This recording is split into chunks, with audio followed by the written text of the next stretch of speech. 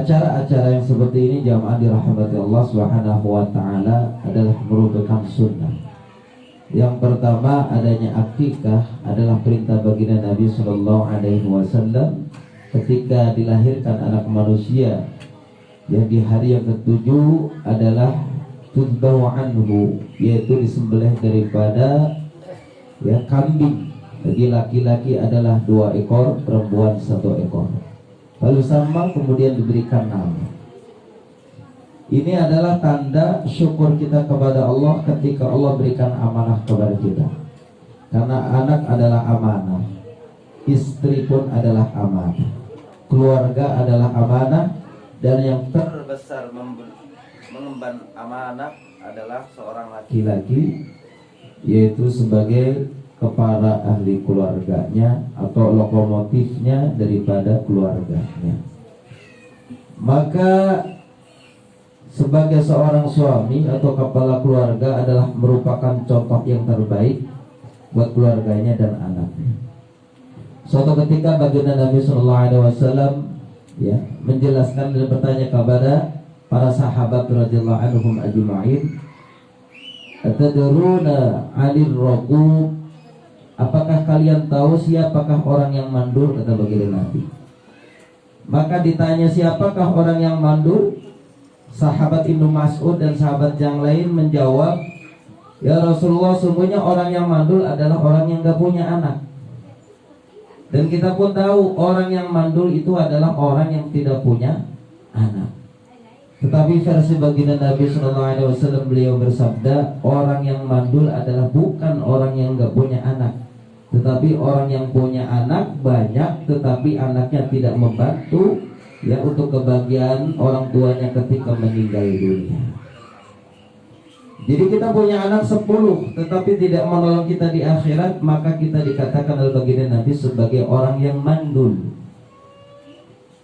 Maka jamaah dirahmati Allah, maka penting dalam tasyakuran akikah ini adalah bagaimana mencetak generasi anak yang betul-betul yang diminta oleh para nabi, Rabbi habli minas shalihin, sebagai anak-anak yang betul-betul menjadi anak yang soleh. Baginda Nabi sallallahu alaihi wasallam pun memberikan syarat kepada kita bahwa anak yang soleh dididik dengan agama. Adibu auladakum, diberikan adab, diberikan akhlak, dididik mereka tentang apa?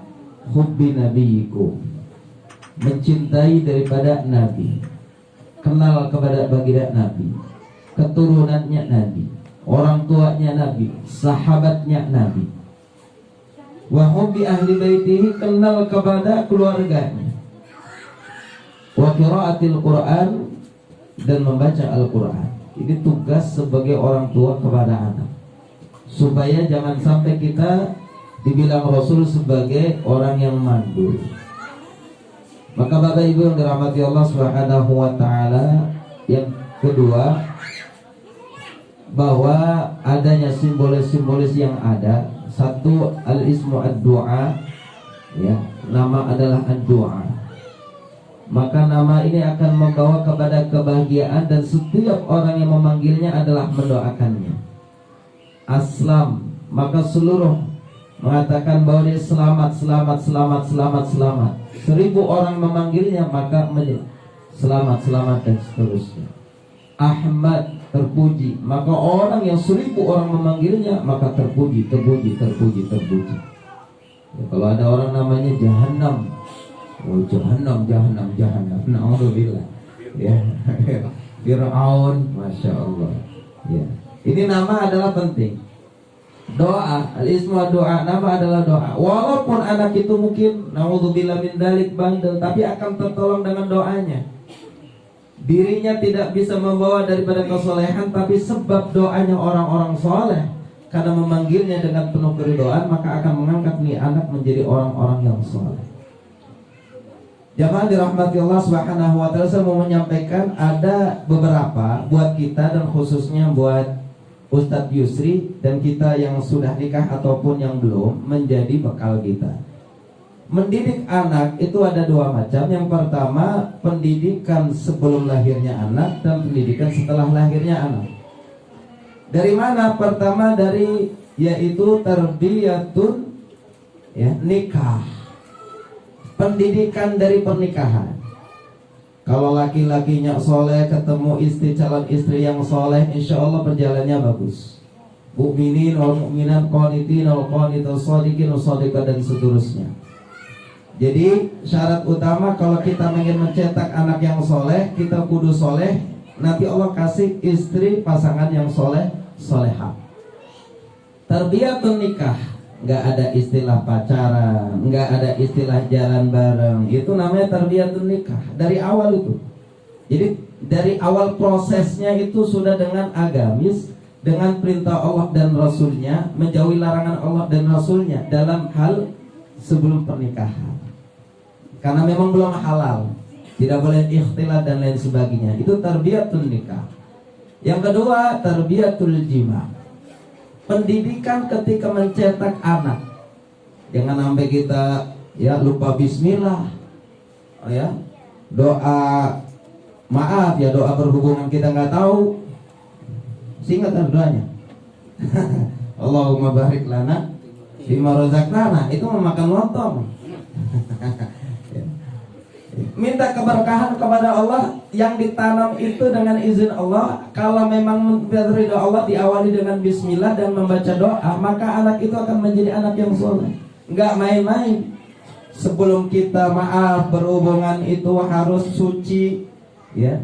Kalau bisa mah pengantin baru mah baca sholawat yang banyak, surat Yasin biar berkah hidupnya, 41 kali balik. Ya, keburu aja pengelan. Ya. Sholawat banyakin, istighfar banyakin. Barangkali sebelum nikah itu banyak kesalahan-kesalahan, sholat taubat, cium kening istri, bismillah. Ini adalah amanah Allah, dan istri mengucapkan, kau adalah pemimpinku yang Allah berikan kepadaku. Didik aku di jalan Allah Subhanahu wa ta'ala. Tegur aku ketika aku salah. Pendidikan yang terbaik adalah pendidikan agama, dibimbing sama suaminya. Setelah itu baca doa, terjadilah apa yang harus terjadi. Maka anak yang diberikan itu nanti akan menjadi cikal bakal anak yang soleh. Tarbiyatul jima. Kemudian tarwilatul aulad qabla wiladah.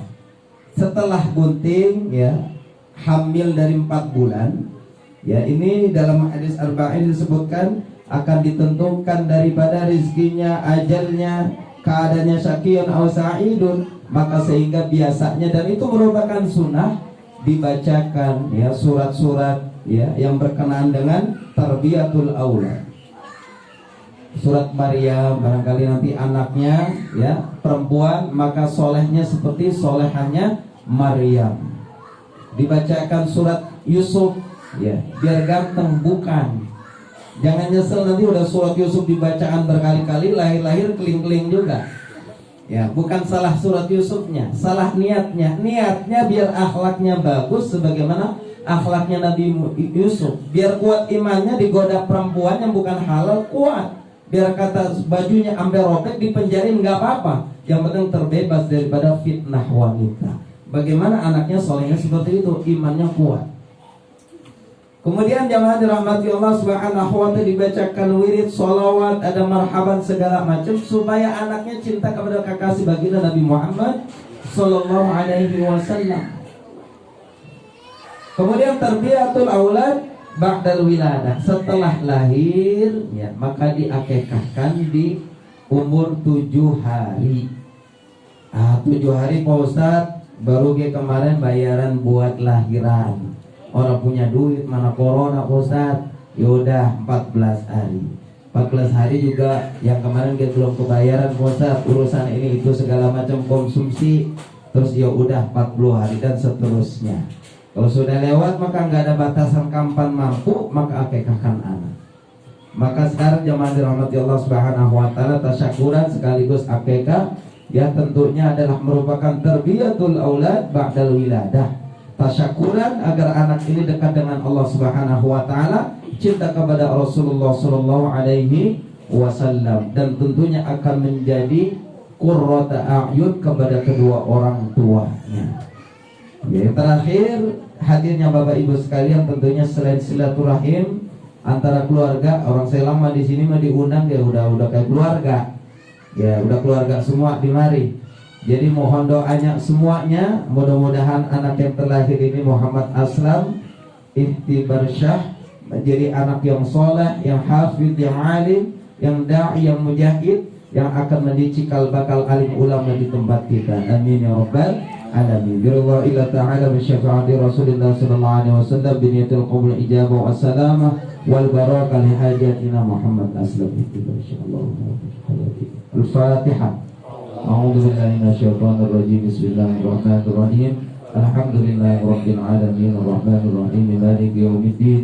Iyyaka na'budu wa iyyaka nasta'in ihdinas siratal mustaqim siratal ladzina an'amta 'alaihim ghairil maghdubi 'alaihim waladdallin. Kurang lebihnya mohon maaf. Wallahu muwaffiq ila aqwamit thoriq. Wassalamualaikum warahmatullahi wabarakatuh.